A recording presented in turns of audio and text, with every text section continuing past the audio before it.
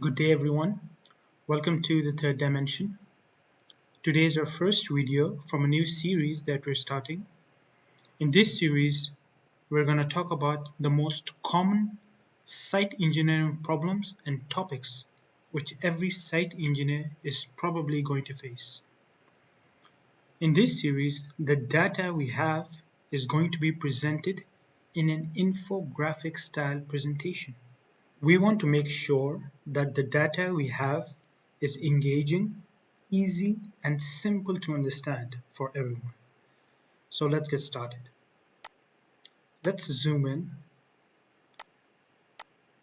The topic we have today is what are the different types of cements that we have in the industry, and at what and which situation every cement is used. So let's get started. The first thing is, what is cement? Well, cement is a binder, a substance used for construction that sets, hardens, and adheres to other materials to bind them together. And in cement, there are two main categories. One is hydraulic cements, and the other one is non-hydraulic cements. Hydraulic cements setting and hardening involves hydration reactions and therefore requires water, while non-hydraulic cements only react with the gas and can directly set under air. Non-hydraulic sets as it dries and it reacts with carbon dioxide in the air, and hydraulic cements set and becomes adhesive due to a chemical reaction between the dye ingredients and water. So these are the two main types of cements that we have, hydraulic and non-hydraulic. And cement itself is a binder which binds the aggregates and the sand and it forms concrete. It sets, it hardens. So at number one, we have ordinary Portland cement, which is OPC. Ordinary Portland cement is the most widely used and commercially available cements we have. It is the first choice of every person who wants to do construction. It's used in concrete, plasters, and mortars. It is manufactured usually in three different grades, which is grade 33, 43, and 54. And these numbers represent its compressive strength. For grade 33, it means 33 newtons per mm square. And at the same time, it's used for grouting and for wall putties and for concrete blocks and everything. So the first type is OPC. At number two, we have Portland Pozzolana Cement, PPC. The word pozzolana's pronunciation may differ, but that's how it's normally pronounced. So PPC has a high resistance to different chemical assaults on concrete. Its overall resistance to assaults, chemical assaults, for example sulfates and chlorides, is higher as compared to OPC. And it's made by grinding pozzolanic ash, which is also called volcanic ash, with Portland cement. In usual cases, and in fact in most cases, it's used for marine structures, sewerage works, bridges, dams, piers, and mass concrete works. So that's number two. At number three, we have rapid hardening cement. As the name itself says that it hardens quickly as compared to the other two.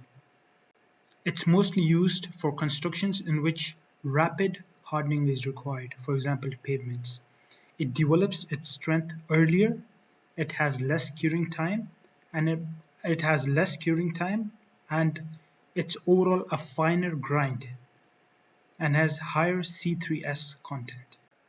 C3S is tricalcium silicate content, which is one of the main contents which controls the hardening and setting of concrete.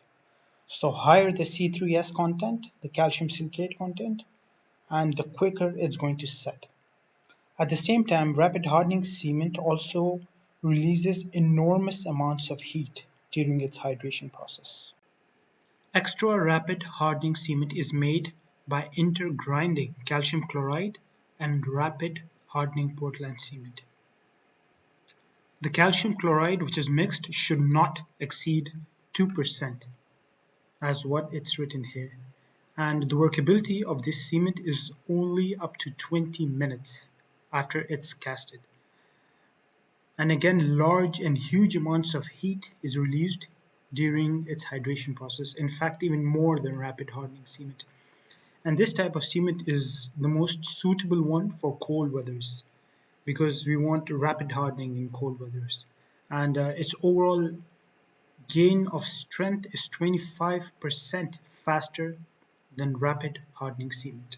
So at number 4, we have extra rapid hardening cement. At number 5, we have low heat cement. Low heat cement releases the minimum amount of heat during its hydration process. It is used in mass concrete constructions like gravity dams.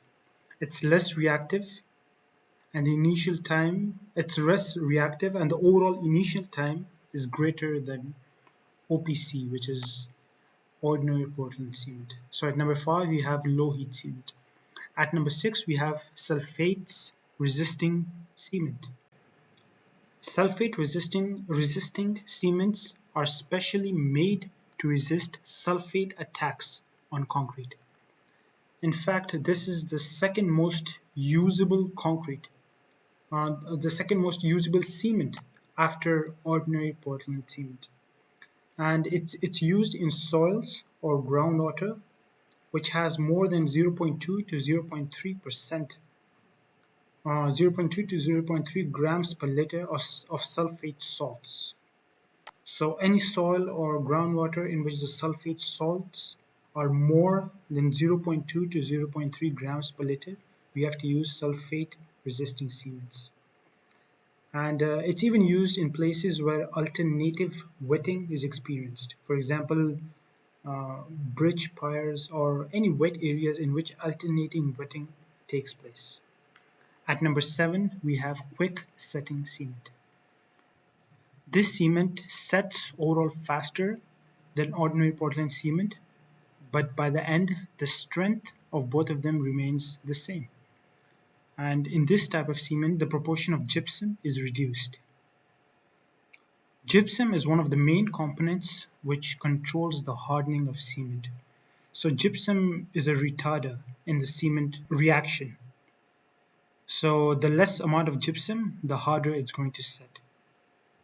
Again, quick setting cement is used in constructions in which quick setting is required, for example, underwater structures, and in cold and rainy weathers. At number 8, we have white cement. White cement, among all of them, is one of the most expensive and uneconomical cements we have. It's used in a combination with white aggregates, and it's used to produce white concrete for prestigious construction projects and decorative works.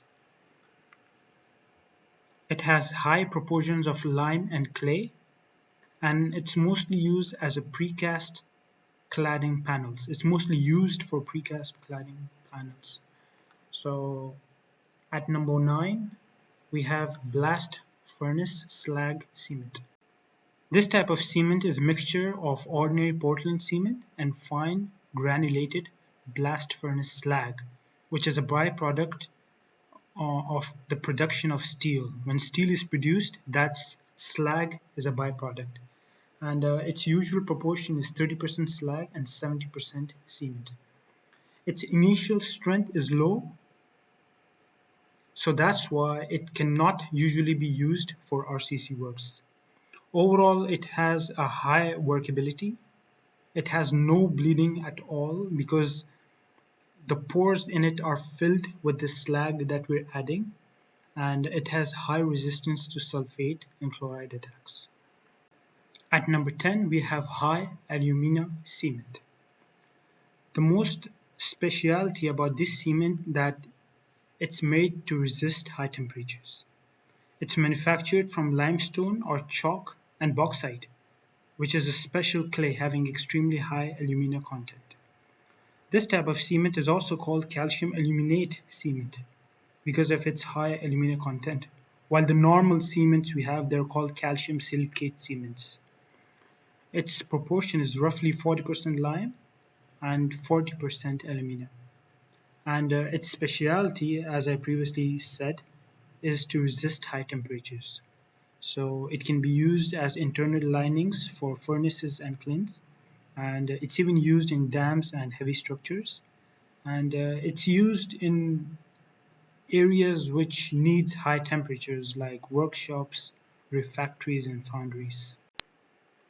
So these were 10 types of cements that are usually used in our construction industry.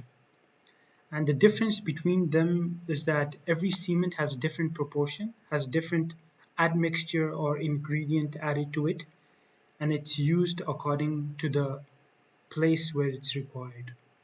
So I hope you guys have enjoyed the video, and you can download this infographic from the link we have in our description. And have a good day. Thank you.